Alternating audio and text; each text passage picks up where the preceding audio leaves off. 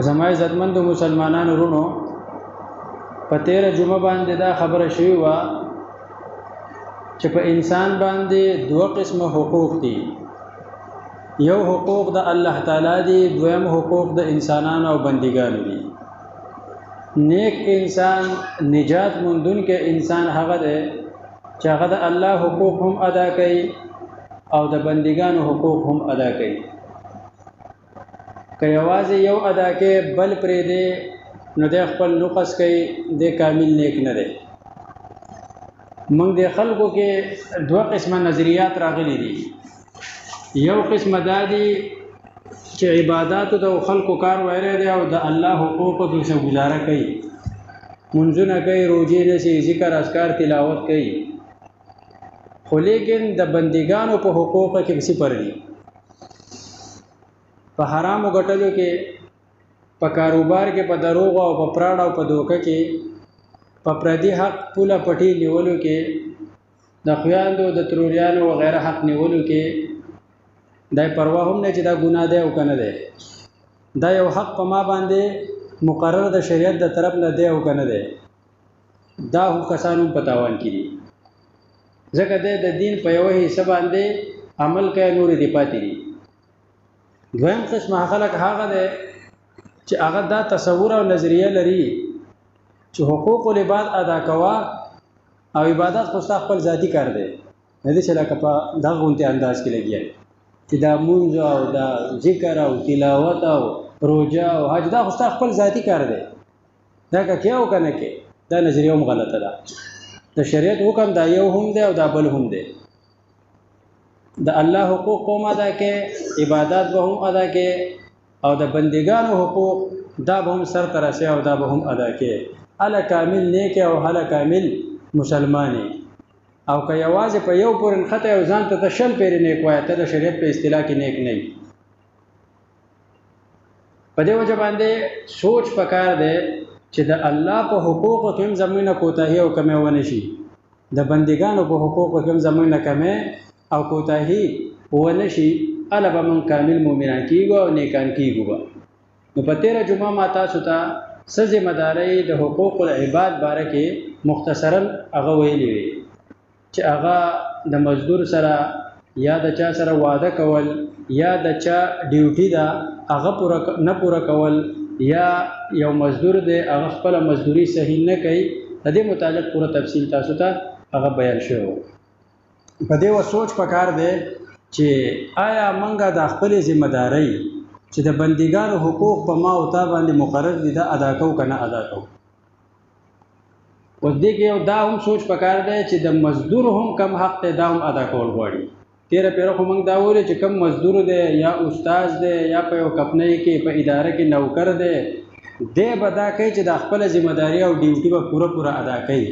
که نه ادا کوي دی خیانت کوي، دی کمی کوي. او په قرآن کریم کې چې کوم وعید ذکر شوی دی چې ویل للمطففین،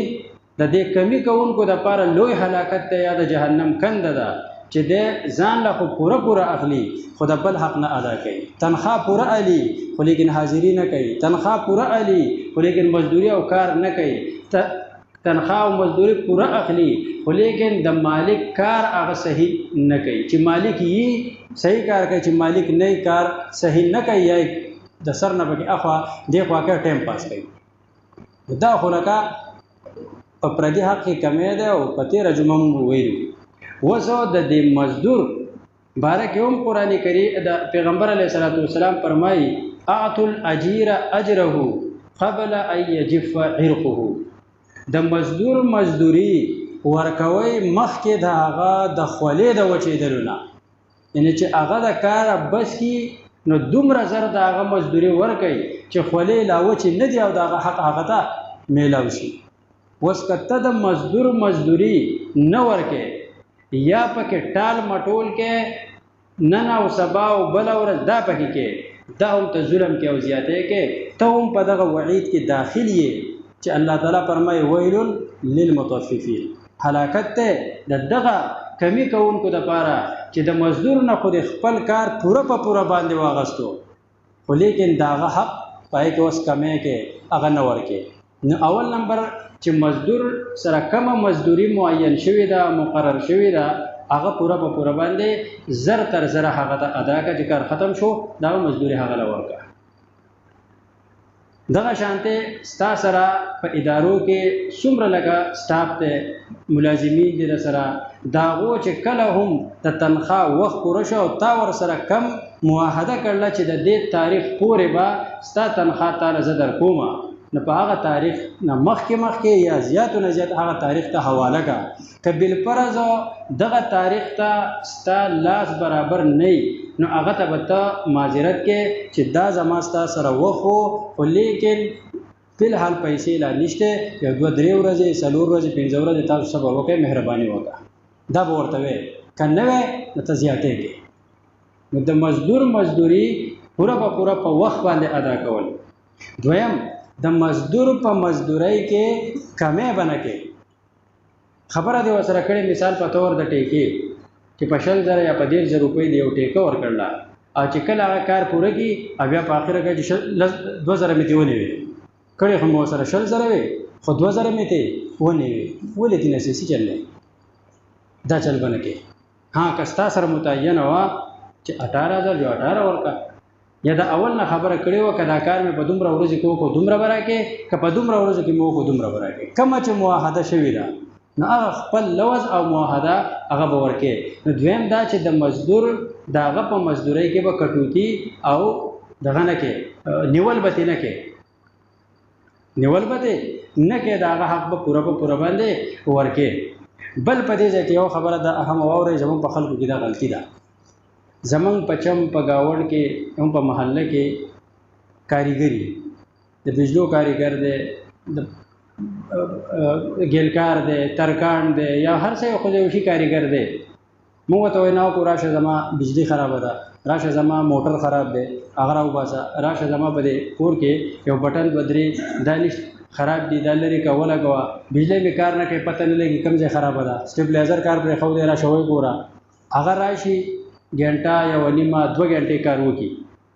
بیا چې کله زی نو موږ دا سوچ نه کوو او خو پکار دا وا چې ډیر اوزی تورته وي چې دا 3 کارونه سيزونه دي دا مال جوړ کا 100 روپے بتواله مزدوري پکار خدا دا چې تا د اول نه دا تعین وکي خو دې نه کو زدا خو غلطي وکړه په چې کله هغه دا घंटा 2 घंटे کار وکي نو پکار دا چې ته د هغلا دغه وخت په مناسب باندې چې 2 घंटे کار کړل د 8 घंटो د 9 घंटो حساب وکړه چې د مثال په تور باندې د ورځې 1500 دیاړي دي دغه د घंटे 2 घंटो 100 روپے جوړيږي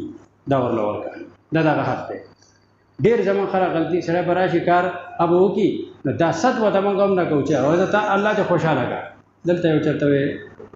دغه ټیلر او درجی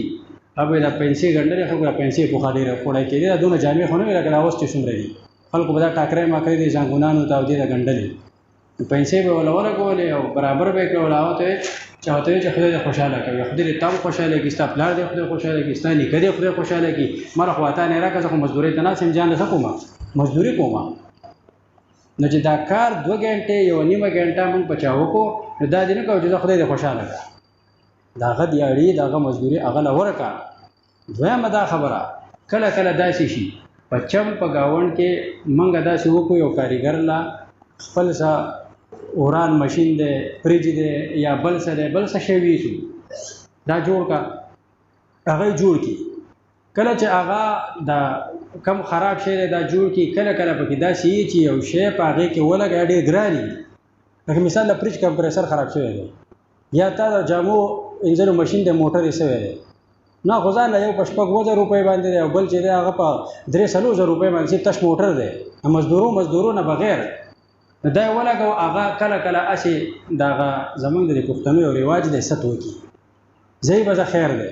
هته چې خدای خوشاله کا روان شي نه غریب تعالی دیاړي وکړه مزدوري شي د برابر کو نه ته د شپږ 2000 روپو شي به ګاله کولې وسته د غد کولای شي چې لکه د کمپریسر او د موټر نه پیسې خورا کنه ته د لاس خو د مزدوري خو اسی شو خو دغه د خورا کنه یو په دې شي کې د من خیال کو احساس ته پزان کې را پیدا کو چې زما اوستا یو کاریګر ولګیدا یو شی برابر کو نو چې برابر کو دا غنه سوچ وکړه فکر وکړه چې دا کار پکې د څومره کړی دی د پکې اوزار څومره لګولې دي او د پکې هنر څومره دی د اوزار مطابق هغه پیسې ورکا او د هغې لپاسه ولا د مزدورۍ هم سوال کا نو دا د موږ نه کوو چې موږ په چم گاول کې څوک راول او کار پې وکړو هغه مزدوري کوي ځان له دیاړي کوي ځان له چېرته چې ډوډۍ ګټي نو 2-3 غنټې کار پې وکړو زه خدای دې خوشحاله کړه خدای دې خوشحاله کړه باندې یوازې کار نه کېږي جیب له بلاس ابو وروړې ځکه پیغمبر اسلام فرمایي اعطوا الاجیر اجره د مزدور مزدوري هغه دا ورکوه اول د مزدور حق دا دی چې مزدور ته موږ په سپک نظر باندې نه ګورو دیاړي مارته مزدور ته کاریګر ته دې ته موږ په سپک نظر نه ګورو چې دی کار کوي دته خو ما او ته محتاج یو دا دنیا نه ده دا الله جل جلاله د دې بنیاد په محتاجۍ باندې ښولی دی هر سړی په دې کې بل ته محتاج دی ښځه خاوند ته محتاجه ده خاوند ښځې ته محتاج ده دکاندار ګاهک ته محتاج دی او دا ګاهک دکاندار ته محتاج دی کاریګر مالک ته محتاج دی مالک کاریګر ته محتاج دی د پیټې مزدور هغه دې ته محتاج دی چې یو سړی ماله 50 روپۍ راکړي زه به وله دا 14 دړی وړه کور ته ویسمه خو لیکن دا مالک دا چا چې دا وړه واغستل دا دې ته محتاج دی چې دا دونه لوی پنډوکی به زه وړم څنګه هغه ته په وکړي نو د دنیا دا بنیاد چې دی د الله په احتیاج شو دی هېڅوک په دې کې پوره نشته د ټول انسانیت داسې دی لکه د ګاډي دا ټول اندامونه اوس ګاډي کې دا و چې انجن ښه شی دی انجن پکې راټول نه ښه دی که انجن ښه دی د ټیر نه بغیر به لاړ شي دا ټیر پورې وشته په دې ټیر کې هوا نشته نو بغیر د دې نه به لاړ شي هر څه پکې شته دا اکسلیټر نری رسۍ ده دغه نری رسۍ معمولي ځای کې کټ ده دا ګاډی به لاړ شي دا ټول انسانیت د قرنګ یو بل ته هغه محتاج دی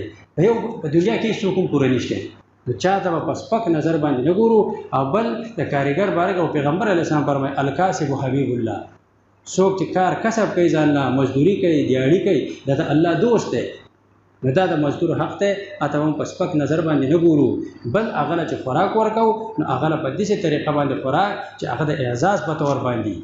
داسې نو چې لکه د دغه په شانتې نه خلاصېدو او په وران تندي باندې هغه له څه ورکوې دا د مزدور او د دیاړي مار حق دی الله تعالی دې موږ ته په دې حقوق د عمل توفیق را نصیب کړي د الله د خپل حقوق هم زموږ نه ادا کړي او د بندګانو حقوق هم الله زموږ نه پوره ادا کړي واخر دعوانا ان الحمد لله رب العالمین